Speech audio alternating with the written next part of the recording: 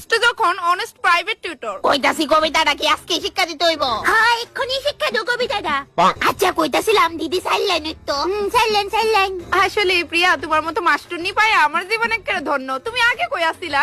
আসলে আন্টি আমি সবসময় চেষ্টা করি নিজের বেস্টটাই দিওনের। তোমার উপরে আমার পুরো বিশ্বাস আছে। এই নিয়ে 3 দিন পড়াইতাছে, 3 দিন আমি তার মধ্যে অনেক চেঞ্জেস দেখছি। আন্টি আসলে আমি পড়াই এমন ভাবে কত স্টুডেন্ট আমার কাছে পড়াতে টপ করলে হিসাব নাই, তাই ওদিক এক একটা সাবজেক্টে টপ করব। আমার অনেক স্বপ্ন তারে নিয়ে। আচ্ছা কইতাছি সামনে মাসে আরো একটা বেতন বাড়ামু। হ্যাঁ স্বপ্নে থাকার এটা স্বাভাবিক, যেমন আমার মা বাবা হন আমার উপর অনেক প্রাউড ফিল করে। এই ওইখানে সাইলেন শিখা অনেক হইছে, এবার লেখবা। মাস্টার তোমার বাইতে বুঝে কল আইছে। এই যে পড়ার টাইমে ডিস্টার্ব যে করে কি তাতে তারে কইতাম আর। আরে কিচ্ছু হইতো না, কলটা তুইলা কথা কও। আন্টি আমার হাত তো বিজি, তুমি একটা কাজ করো না, কলটা তুলে লাউড স্পিকার দাও। আচ্ছা লো কথা কও। তুই আন্টি আমার কাছে দিয়া দাও। কিচ্ছু হইতো না মনে, আমি